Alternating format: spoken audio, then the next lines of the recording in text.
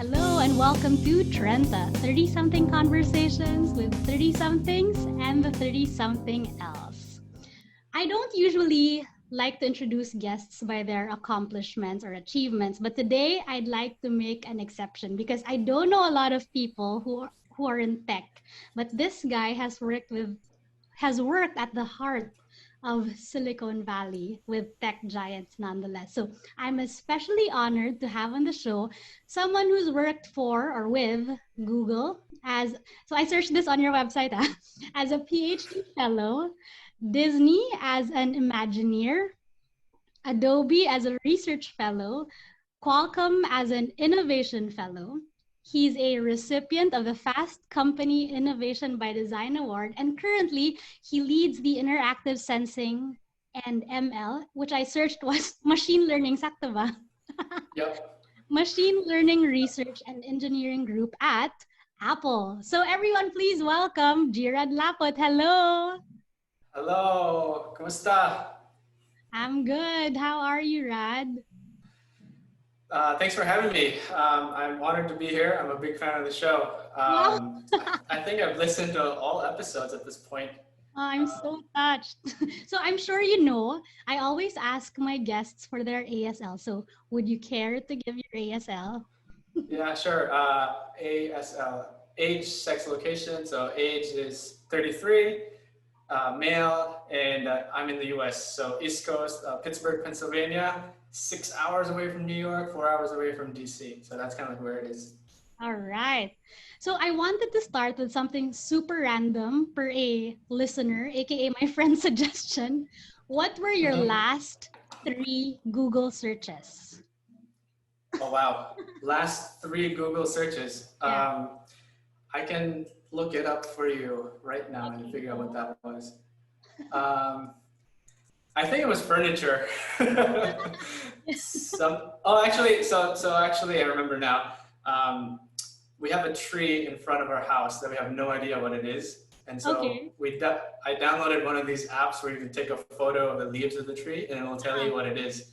And so once I found out what it was, I think it was a Bradford pear tree or something like that. And then I Googled that and tried to understand when do they blossom in the fall, what time of the year do they blossom, what are their colors in the spring or in the autumn. And it was surprisingly beautiful tree. So that was my last Google search. Okay. All right. So just to give the listeners a background, but we met in high school. You were a senior. I was a freshman. And I always remember you being so techie. Like you're in the computer class of Sir Chris. Shout out to Sir Chris if you're listening. And you were in a band, diba? I was, yeah. And then were you the one who created sci-hi.cjb.net? I did. I think I remember that. Wow, that was very really controversial website. What happened to that one? Yeah, I don't know. I tried searching, wala na. But so, what sparked your interest in, tech or computers? And was this the career path you always dreamt of? I don't think so. I think I was always I thought of it as like a very I thought of myself as always like a resourceful kid. And tech, depending on how you define tech is like anything that improves people's lives, whether that's like, toys for kids that they can enjoy or like tools for people with disabilities or people like helping people, I don't know, cross the street. I think of those as like broadly technology. So when I was a kid, I was always very into like making things. Like, I'm not sure kung pagkabata nimo kung makainomdom ka ang mga bata magbuhat og tirador or kanang mga bala mansanitas or like you make the things for Christmas carols out of like a piece of wood with like mga tansan. And so I always enjoy doing that. Also maghimo kag tabano, you make those kites out of grocery plastic bags. And so I was always like into making things with my hands. And I think in high school and somewhat like I think Sir Chris introduced us to the computer class and programming specifically. It was like one of those moments where you can actually create something and you see the output come out right away. And that was really powerful because you're like, oh, I do this change and then it does something and I can just do this like automatically. So that was really like mind-opening. Mm-hmm. But then at high school, I was very I enjoyed a lot of things like music. I learned how to play guitars, and what I learned too is like I'm good with things that I don't have. So I didn't have a computer at home, and I didn't have a guitar at home, and so I realized that if I didn't have it, whenever I had a chance to use it, I would like Uh-huh. do my best to really make use of that time. So I didn't have a computer at home, so I'd go to the computer lab and make the most out of the time. I didn't have a Mm-hmm. guitar at home, so I would borrow someone's guitar for like a week, and then I would try to practice for that week intensely so that by the Yeah. time I have to return it, I've learned something. And so that's kind of just like how things gravitated to, you know, my interests like in high school. And I just like kept doing it and Mm. Wait, just random followed thought. I whatever. just remember Flash 5 was a thing back then, right? Flash 5, yeah. Yeah, yeah, yeah. So, Very popular. And yeah. that was one of the first things I tried to learn. Uh, did you move abroad? I asked this earlier, no? You moved abroad right after high school. What made you decide to That's right. move abroad? So part of it, I had no choice. Yeah. I think my mom just migrated. So she had like a visa to be able to migrate to the US after like 22, 23 years of waiting. And so she asked me, hey, do you want to go to the US? I'm like, sure. I have no idea what that life is going to be, but I feel like we can try it. And so the two of us moved first. So it was her and me. And then, you know, we like tried our best to save enough money so that the rest of our family can come over. Mm-hmm. And so that was kind of like the path. But it was very hard actually. Like we didn't know anybody, and like we just had like 2 pieces of luggage, and that's it. Yeah. So I had to work like really odd jobs. Like oh my gosh, like I What mowed were, people's what were those lawns. odd jobs? Yeah, so I mowed people's lawns. I would like wash people, like I would clean people's pools. I worked in a factory. I was a waiter Mm-hmm. in like various catering jobs. I worked at Tim Hortons. Do you know Tim Hortons? Yeah, yeah. Yeah, so I worked there. There was one really fascinating experience that I had at Tim Hortons where someone questioned. So I was in the front desk and the cashier, and someone was like, "Why can't you count? Like, why are you so stupid? You can't count." And I'm just like, in the back of my mind, I was like, "I know calculus 3. I know how to count." Like, sometimes arithmetic is just really hard, you know, in pressure, you know. But that made me realize that, you know, these types of jobs they kind of like mold you into like a person who can, you know, at least appreciate like hard work. And that's what, yeah, and that's what those were. And then after that, we saved enough money, and then the rest of my family was able to come over, and things got sort of easier from there. But that's kind of like the journey that got me to the U.S. And that was like a long time ago now. Yeah. What's funny is we always, you know, kind of reconnect at different points. We've always reconnected at different points. Then I remember in particular 3 occasions. So let's go through them one by one. The Oh, first was back in wow. 2008. I was studying in France and you were in Michigan. Were you still in college or were Yeah. you doing graduate studies there na? That was still undergrad. So I was still doing undergrad. So what was your undergrad? Like what did you major in back then? So I double majored actually. So I'm a big nerd. Wow. I did electrical engineering and computer engineering with some minor in CS. So CS, computer science. So that's what I majored in undergrad. So you really selected that course. Yeah, my mom wanted me to be a nurse. It's like, oh, you know what? Mag-nurse na lang ka dong, kay di ka na dakog sweldo ang mga nurse. It's like, but I don't want to be a nurse. But I'm really grateful for my parents. First of all, for making the decision to move to a foreign country in like their mid-50s. Like that's really hard. That's a really big decision. Right. So I'm grateful for them for doing that. But at the same time, I'm also grateful that they were supportive. Like they just like figured that if they support me with whatever I choose, I'd be happy. And so, you know, I was just like, this is what I'm going to do. Convincing?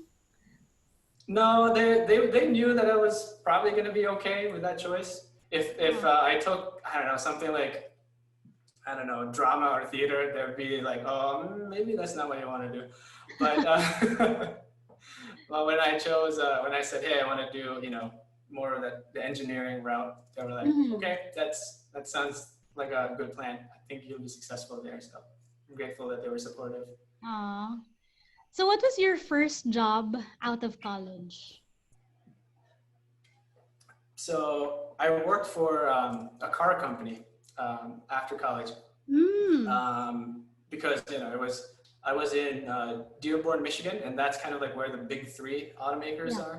Uh-huh. Yeah, so it was a very easy transition to just move for a car company. Mm. And yeah, that was a lot of fun. I learned quite a lot as my first job out of college, and it paid really well too. But after 2 years, I was like, I kind of want to keep, growing, like learning more things. And so that's when I decided to go to grad school. After 2 years working out of that first job, I Mm-hmm. was like, you know what, I don't want to corner myself to just this job forever. I want Yeah. to figure out what makes sense to grow. And so that's when I decided to go to grad school. Was the job in the car company tech related? Yeah, it was tech related. Ah, okay.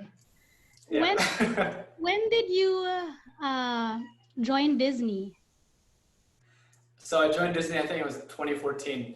Ah, okay. When I How was did in you grad get school the already. job?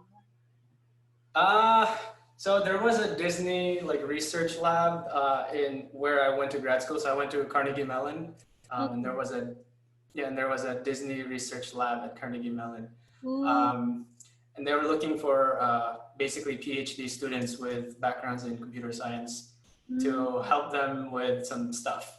And the way I described that job was like imagine if your job was so the way I described it to myself was my job there was to figure out what the toys 20 years from now would be like.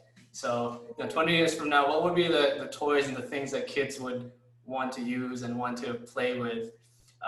What would that be, and how can stories and things like that? So that was kind of the job, like trying to mostly very creative, like trying to imagine new things, like try to engineer happiness, right? So that's Mm. why we were called Imagineers Yeah, in yeah. many It's so respects. fitting, no? Imagineer. Yeah, it's like Imagineers. Yeah, Where were it you was based fun. that time? That's actually what was that? Sorry, where were you based that time for Disney? That was still in Pittsburgh. Yeah, Ah, Disney okay. was in Pittsburgh. Yeah, but we would fly to LA like every so often. There were like things in LA that we wanted to deploy, and so we would fly there every often Cool.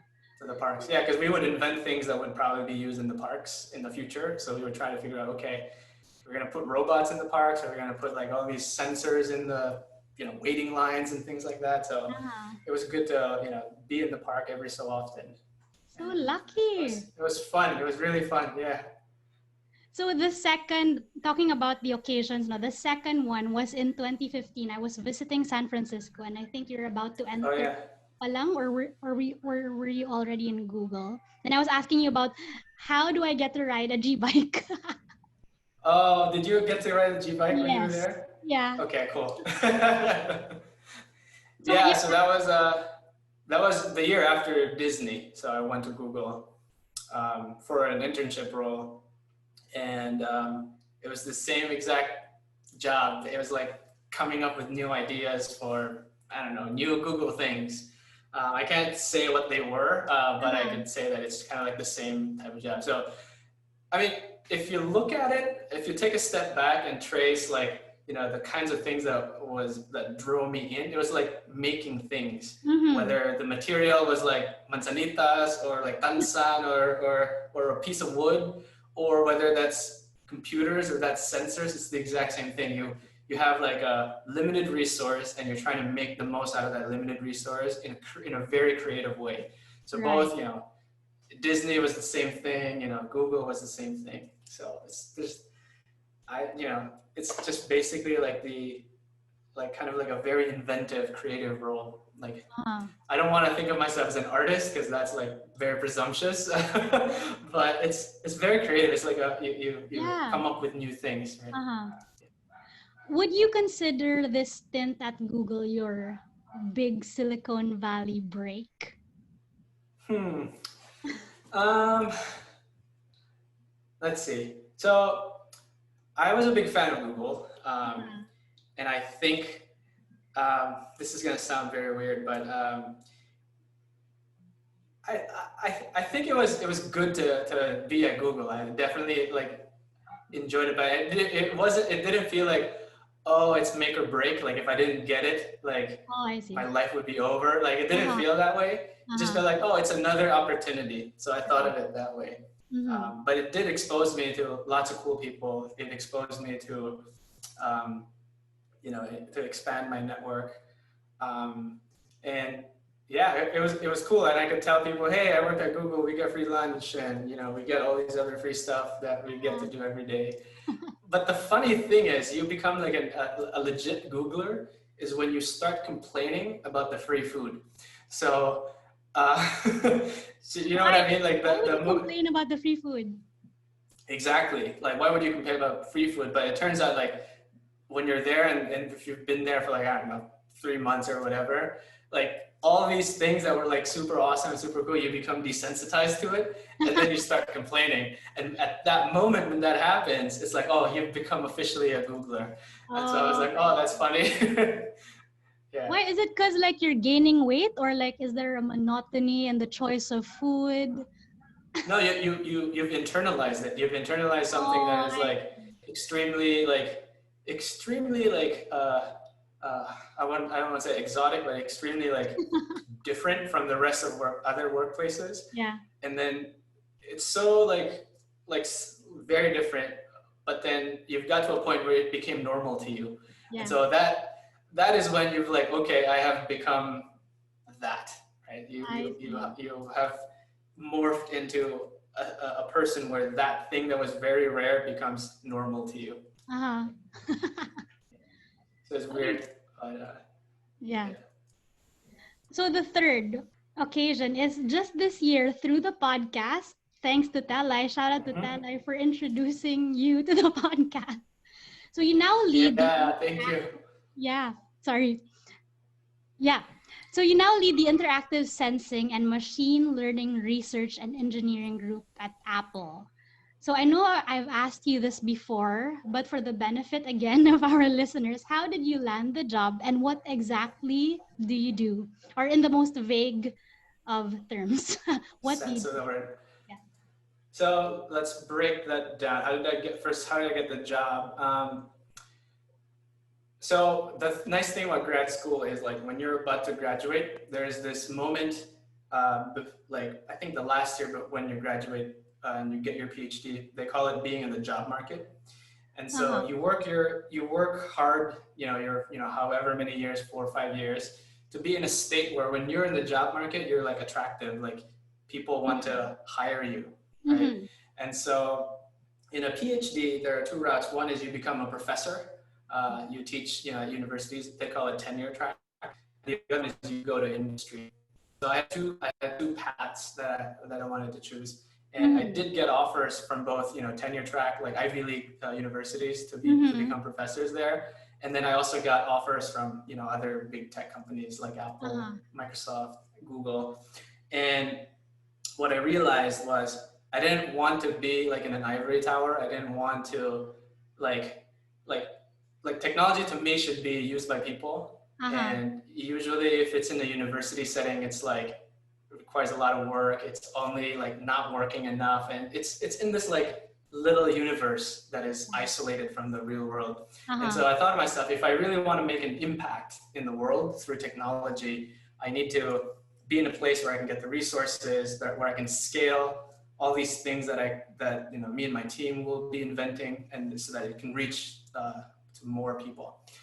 And I was always a big fan of Apple. Like I've used Apple products for like for a long time, right? And Uh-huh. I really like their attention to detail, like the design aesthetic, both from a product design, like the way your iPhones look, to the operating system, the way it feels, and the way like the how nice the user experience is. Mm-hmm. And Apple is a hardware and software company, so there's a really, if you want to make an impact, you want to work for a company that controls like the whole chain from hardware to software.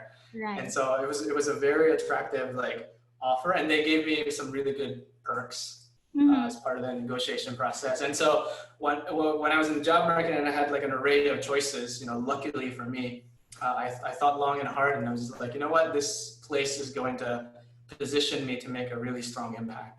And that's how I made the choice. And they also wanted me to lead a group. Like I asked them, hey, I want to build a team that can scale all these things that we want to make and invent. And they were like, okay, do it. And so that was where it is. Yeah. You mentioned. And so that was part one. Right. Okay, That was like, how did you? And then the other one is, what do you do at Apple? So at a very broad sense, so I lead a team where we basically come up with new ideas, come up with new features, whether that's hardware or software, for the next generation of Apple products and experiences.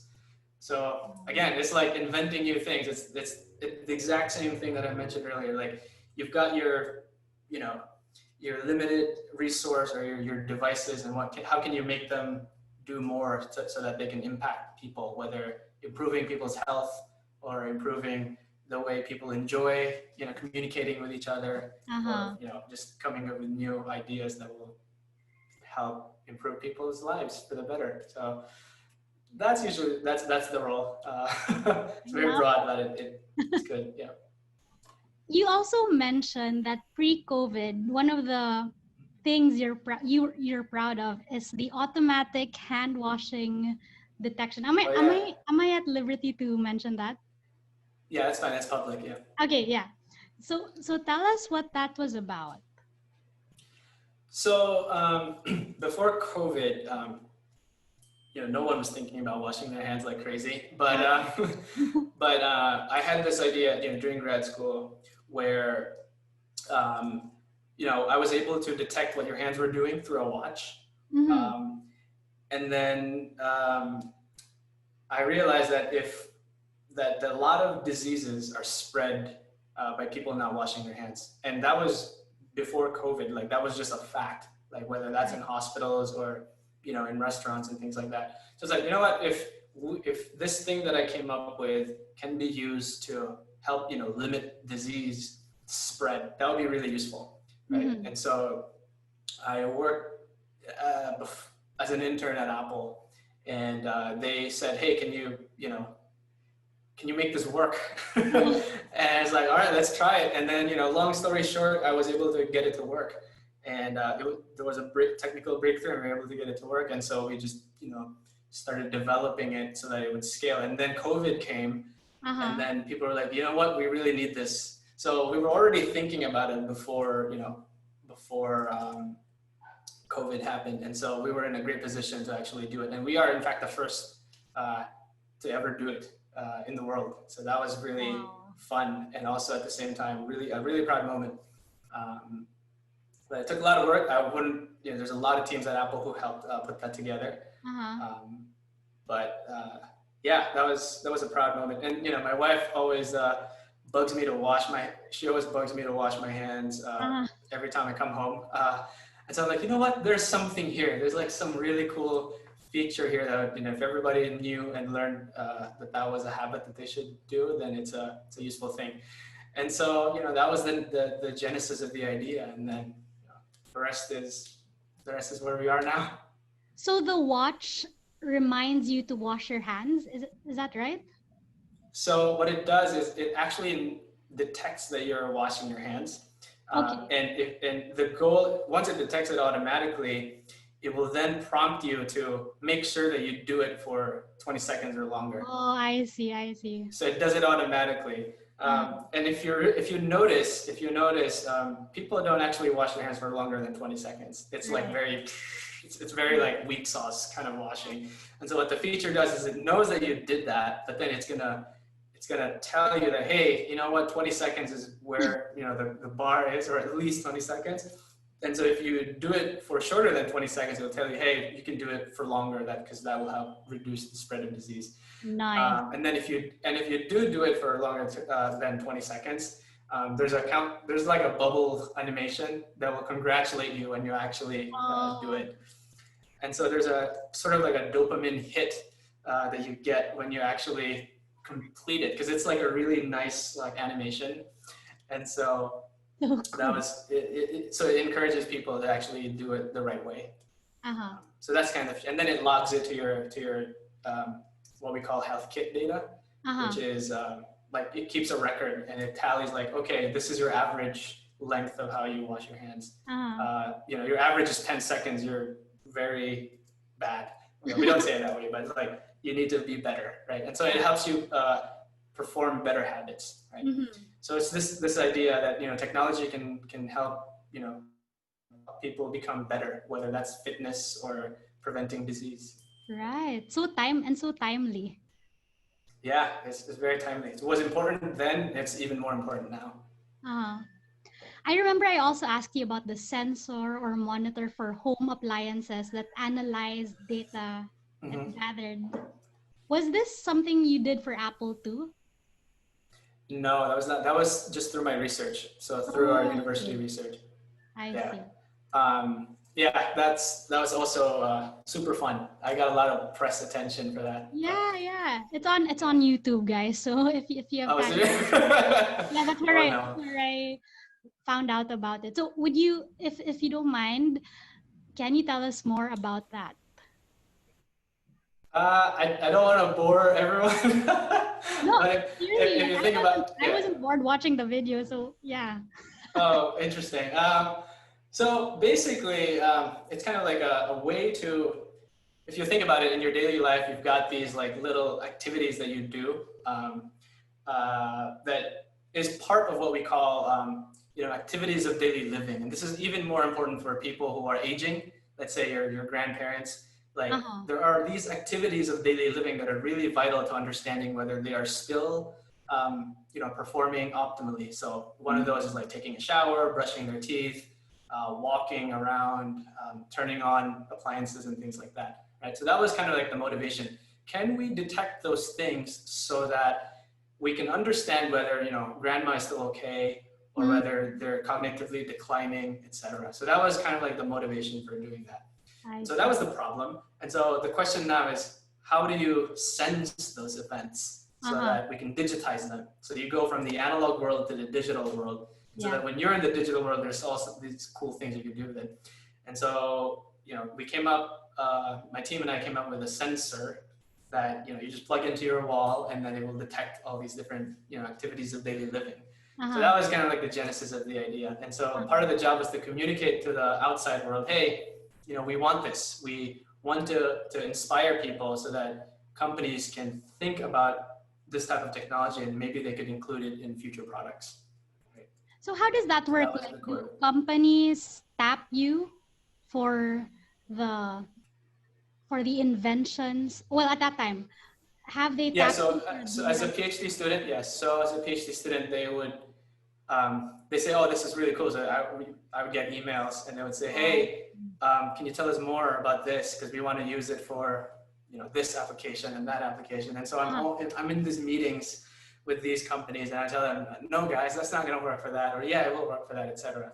And then the next phase of that, when they feel like, oh, it's actually quite useful, they would then license the technology. Uh-huh. So what So that means is the patent the is patent, yeah. with the company, not you anymore. No, so we make the patent. So we Ah, file okay. the patent. Yeah, so Uh-huh. I'm an inventor in that patent. But you And just then, license it. yeah, we Oh, license it. So they pay us. Yeah. So we I see. license the technology and then they pay us. And the inventors get a portion of that Uh-huh. licensing money. Yeah. I'm So curious, do you have that technology at home? Like you just recently moved into your new house. Do you have that at home? um, if you look at my background here, I have some like gadgets that I'm like trying to build. So I'm trying to build a version of it here at my home Love it. It's for so my own cool. purposes. Yeah. That is so cool. So speaking of like, your job being, inventing new things, what's your creative process and how do you, Mm. there's always a point where you reach like, if there's a writer's block, I don't know how you call it. Is there like a creative mind block or something? What do you do I, during those times? that's a great question. So I usually, when it gets to that point, so first of all, like in any creative thing, you have like inspiration, like you draw inspiration from, works of other people, right? Uh-huh. So I draw inspiration from like, the famous inventors of our times, like, you know, Faraday and Tesla and Newton and all those folks, like you try to understand like how did they came up with these like breakthroughs in how we change the view of the world, right? So I try to read up on like the biographies from those people. I also try to read up on like how how companies are formed, like Steve Jobs and all these other like engineering driven companies that add value to the world. So that's kind of like the baseline. Like you stand on the shoulders of giants is what they call it. Uh-huh. And it's the same with like if you're in theater, you do the same exact thing. You read, you go back to like the really influential pieces that moved you. So it's the exact same thing there. But then the key then is to figure out, okay, what am I adding to the world that has never been done before? So in technology, things are always like changing. There's always new things. And there is what we call novelty. So novelty is like, is there something new? Is the thing that you're creating new? So that's valuable. And the other thing is the thing you're creating going to be useful? So if you look at it from a XY axis, there's like, is it new? And is it valuable? And things that are new are not necessarily useful. So for example, what's a really good example? Like, what was that thing that spins in your finger? What would you call that? I forgot what it's called, but yeah, I've seen like the fidget spinner, spinner, right? Okay, a fidget spinner. It's a new thing. It's like, it's really new. It's a novel thing, but is it useful? I don't know, right? So it's really easy to create new things that are just like, not like toys almost, right? But what's really hard is to create something new and also very useful. And so whenever I'm like stuck, I just try to figure out, okay, what are things that are useful that can add value to the world? And so the way to do that is to be in touch with people. Like, what are people's problems? What are people's desires? What do they want? What's a problem that exists in the world that that technology can solve? And so I often try to build empathy with people, just to understand, okay, is this a valid need, and is there a place where technology can help? So that's how I usually go around the block, is to just be more human, like try to understand people's problems a little bit more. Yeah, I think that's such a great point, because it's easy to say there's a lot of talent going around, but the soft skills that people have are what separate them from the regular inventors, right? It's how you're in touch with reality, because that's how you connect with people. It's how you connect with people, and technology at the end of the day is there to serve people. It's there to be valuable to people. And so you need really good empathy skills to be able to anticipate and to build something that will be useful to people.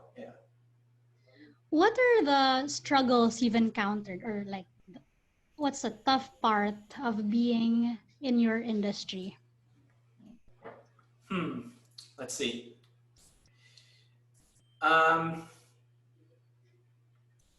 me think a little bit.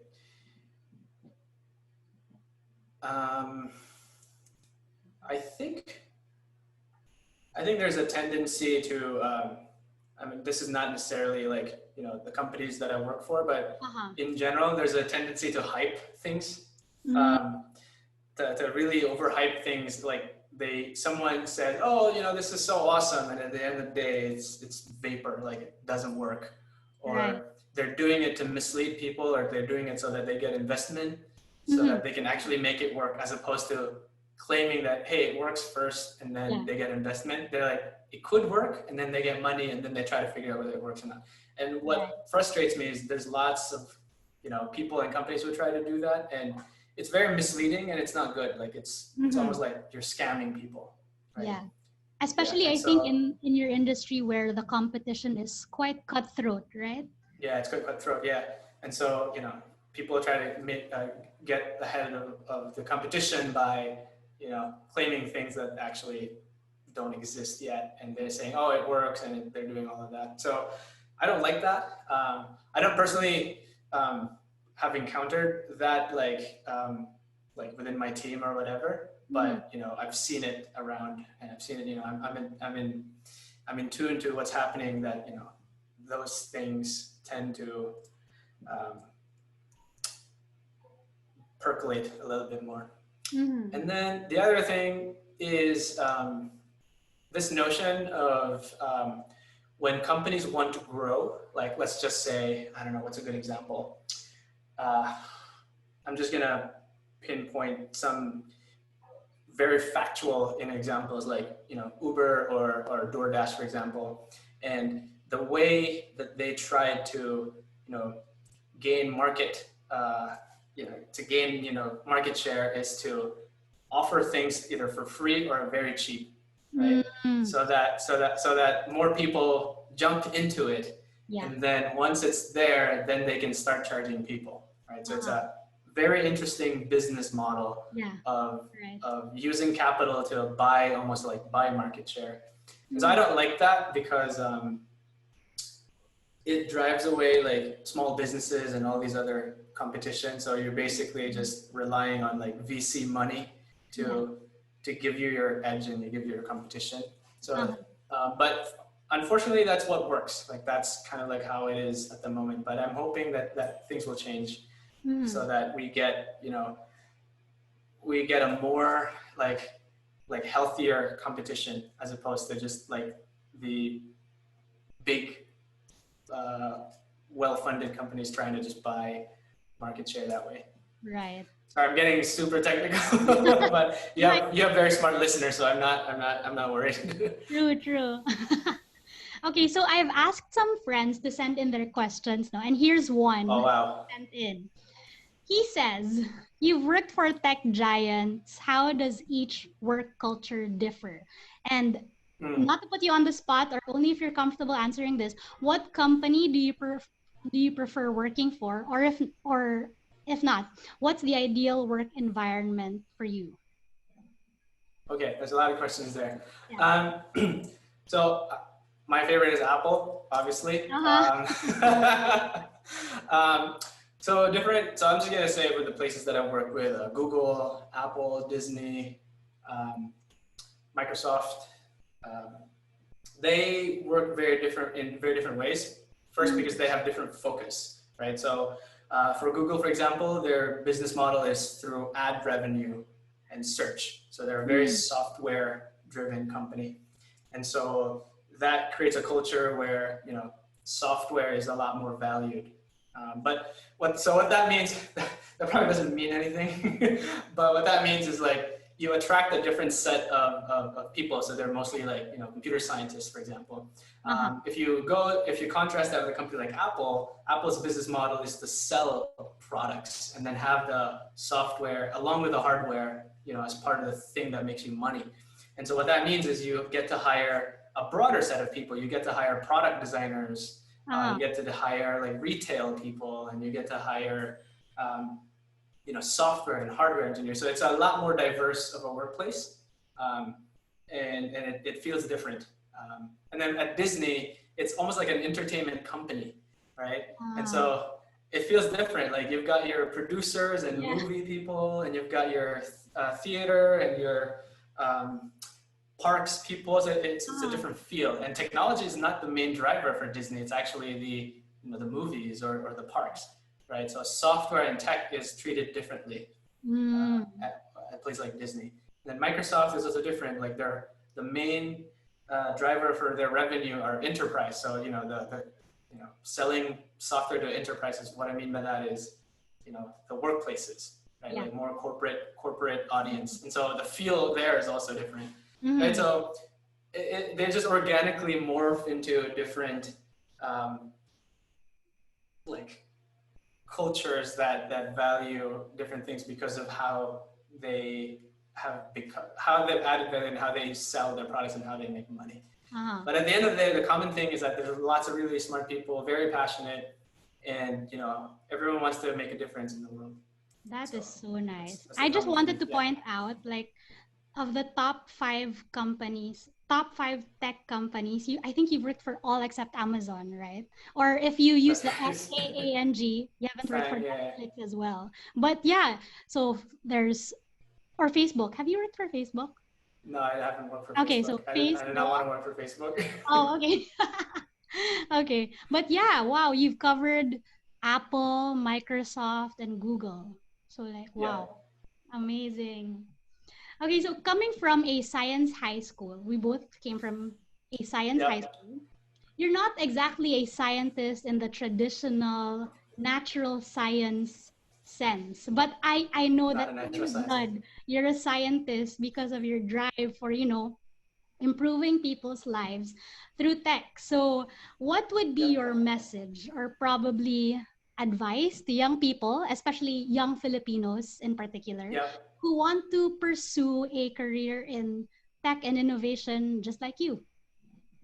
Yep. So I consider myself a scientist. Like once you have a PhD, you're automatically a scientist. So for everyone who Okay. wants to be a scientist, go get a PhD. You're also called a doctor when you get a Uh-huh. PhD. So you can, if you want to travel and be called a doctor, you can say, hey, I'm, Doctor whatever, Doctor Rad. So that's cool. But I think the advice is don't get too bogged down with like the details of classes. Like the math and the science. Like when you're in let's say in your science high school, you have to memorize the periodic table. You have to Yes. memorize all the the trigonometric identities. Like all those things. Like the way they're taught is very rote, and they it's very dry, and they don't have like the fun that the reason why they're taught, right? Uh-huh. And so my advice is uh, like the best skill to learn is to learn how to learn. Like that takes you a really long way, like not only in high school or in school, but like even in life. Like Yeah. if you're always curious and if you always question what's happening in the world and you always like pay attention to details and ask yourself why does this chair have 4 legs? Why? Like why not two? Right? And there's a reason for that. Like Uh-huh. in physics, in order for a body to stand, you need at least 3 points, right? And so by asking yourself why a thing is the way it is, you automatically become like a scientific thinker. You automatically become a person who questions the world and who wants to understand why things are the way they are. And so if you just follow that pattern in everything that you do, you actually discover that there's so much beauty and so much like opportunity to also create things and to modify the way things are. Uh-huh. Um, and like one one thing I didn't really like about like high school was like you have to do your homework and you just have to copy people's like Right. answers, and it didn't feel fun. It wasn't fun.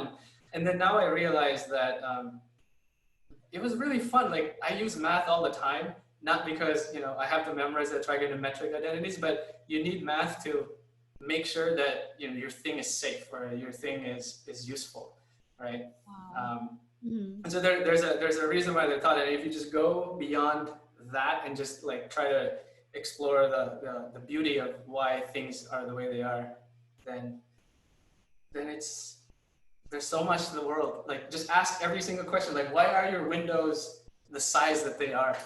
And Uh-huh. are windows is there a reason why doors are always the same width and the same height?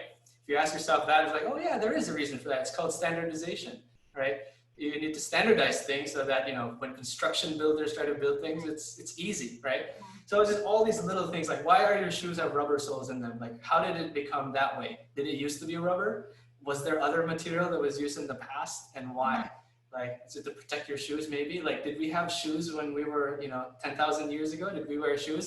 Probably not. So why do we need shoes now when we didn't need shoes in the other at other point in time? So asking these things is just like, wow, there's like a whole web of things that you can learn and just understand, and you appreciate life a little bit better, and you can then tell yourself, oh, you know what, maybe I can change how shoes are, or maybe Uh-huh. I can change how doors are, or whatever.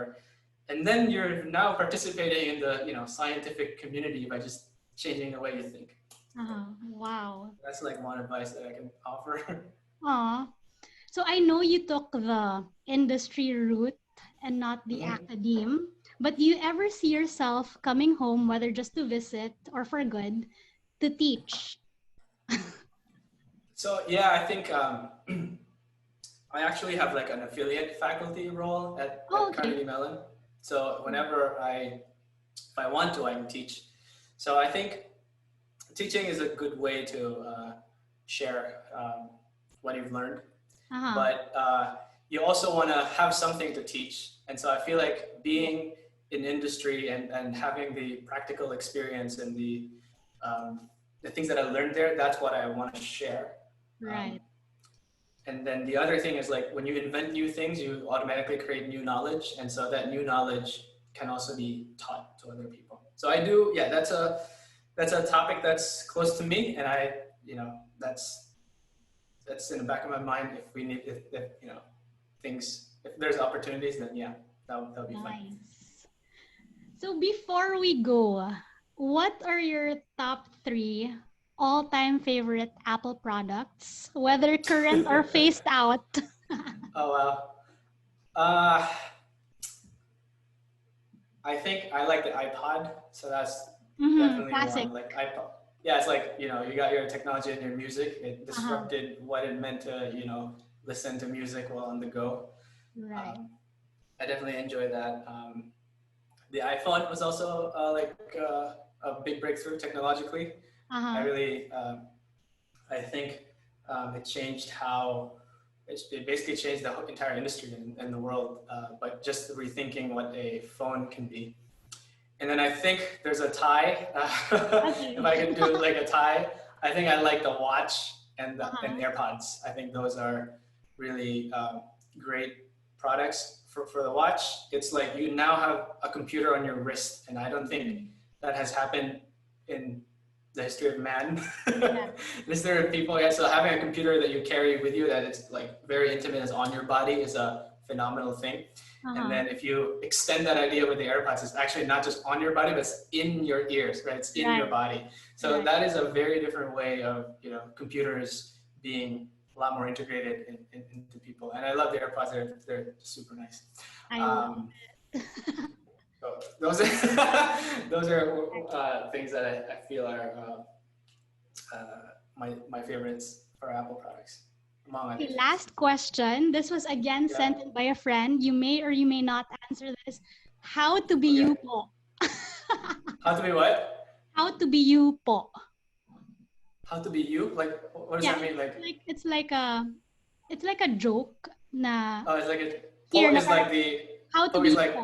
Like po, yeah, opo. po is like oppo, it's like Yeah. Like the how can referential one term. be Yeah. like you? Yeah. Oh, I see. Oh my gosh. Uh, let's see. I think everyone is very unique. Like you have your own circumstance in life. You have your own track. You have your like. You, I don't think you can never have a copy of one exact same person, right? Mm. But what I think it's this idea that I think that's actually really hard. I've never thought about it that way. Let me think a little bit more. Go ahead. Let's see. I think for me, what has never changed over the years, like high school, even to now, is to, I think, just be always curious, just be always uh, just pursue something that you feel is like enjoyable, and like try to pursue like your interests and things that make you happy, and then at the same time don't take away your integrity. So be very smart and intellectual and be curious, but at the same time you can't lose who you are. You can't lose your integrity. Mhm. And if you keep those two things, I think you'll go really far, because there are lots of people who are really smart, lots of people who can do really cool things, but are a little bit compromised with the integrity, and True. they can do a lot of harm. But Mhm. if you are both, really impactful, and at the same time you keep that integrity, I I think you'll be a force to be reckoned with, and the world will be happy that you existed. And so, if you just like do that, I think that can take you really far. And like, I think for me, like that's kind of like the like a like a path that you can take.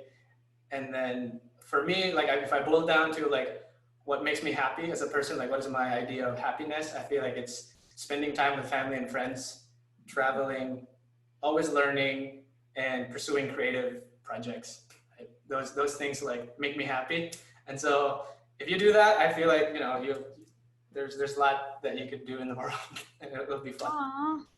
Yeah. Wow, so inspiring. And I super learned a lot on this episode. So, Rad, thank you again very much. Thanks for taking the time out of your busy schedule. Oh, And I have one more thing to say, by the way. yeah, So before we end, go ahead. so I just wanted to say if Sir Pax is listening, sir, sorry kayo, sir. Sa mga utang pag Boy Scout, hopefully makabayad rin ako. All right, let's hope That's it. this gets to Sir Pax. Okay. Yeah, so All right, if that's you it. want to know more about Gierad and what he does, you may visit his website at gierad.com. That's GIERAD.com. Again, thanks, Rad. I'll just stop recording, but we can chika a bit later. So yeah, thanks and Oh, bye. yeah, one other thing. Okay, yeah, I'm go hiring. ahead. Yeah, I'm also hiring. So if you're interested, send me an email and we Oh can wow, talk. there you go. All right. Thank Okay, you. bye. All right.